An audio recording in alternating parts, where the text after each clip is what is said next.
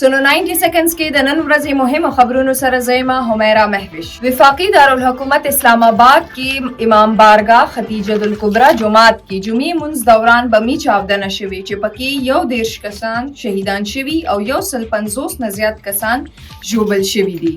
د خیبر پختونخوا وزیر اعلی سهیل افریدي د پیښور پولیس لاینز دوره کړې او په دې موقع وزیر اعلی بلټ پروف گاډي او جدید سکیورټي آلات باضابطه توګه پولیس ته ورکړي. کوز وزیرستان کې د گاډو د تورو شیشو په ضد پولیس کاروایی شروع کړي. پولیسو وینا دا چې تورې شیشې د سکیورټي اندېښنو له کبله یې بندیز لګولې.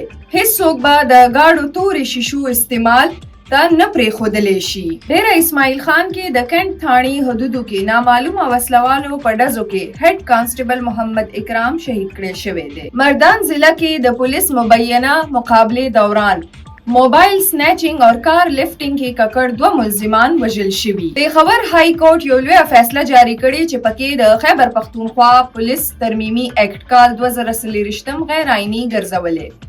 پیښور های کورټ چیف جسټس سید محمد عتیق شاه ویلي دي چې 13 ګریډ او دین اوچت پولیس افسرانو تقرری د وزیر اعلی منظوري سره مشروط کول غیر آئینی دي او آئی جی پولیس نه د فیلډ کمانډر تقرری اختیار اخیستل هم د آئین خلاف دي. دا تر دې دمه مهم خبرونه نور خبرونه او معلوماتو لپاره سنو پښتونخوا سره اوسئ.